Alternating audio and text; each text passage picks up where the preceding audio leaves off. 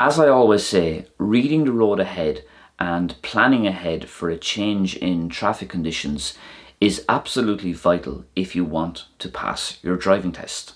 For example, here I'm approaching a mini roundabout and I can see that there's only space for one car to fit on the far side of the pedestrian crossing before the yield line. Now, I know there's only space for one car, but I also know that it's on a slight uphill. So if I do stop here to yield to traffic on the right, then I need to use my handbrake so the car doesn't roll back, just in case there's any pedestrians using the pedestrian crossing behind me. This piece of planning ahead is absolutely crucial here to save me from a potential grade 3 fault. Here's another roundabout, and this is a good example of a blind roundabout on the approach because the trees and the wall there make it very difficult to see as I'm approaching the roundabout. In fact, I have to be practically at or very, very near the line to see more than the equivalent of 3 car lengths. Now, if I know this on the approach, then I need to be prepared to slow down, lean forward, creep out, possibly even stop, depending on how busy it is, so that I can do this roundabout in a better, safer and more efficient way. Because as you know, not all roundabouts are going to be open and clear like this one. Some will be blind or partially blind, like this particular roundabout here.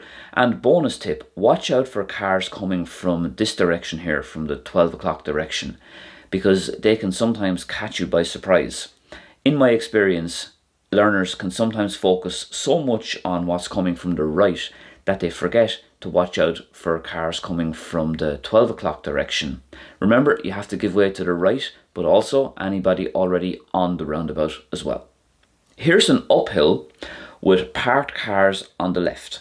Now again, I need to be planning ahead and I need to realise and remind myself that I'm travelling uphill here with parked cars on my side. So if there are any oncoming cars, I need to yield to them. But I always say to my learners, you have to be aware of the hill.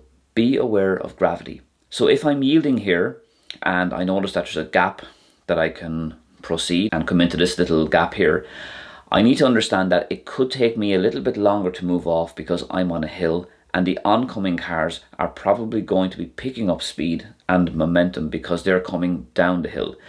As a driver, you have to be incredibly aware of the impact of gravity on your ability to move off, because you don't want your actions to cause the other drivers to slow down or take preventative action.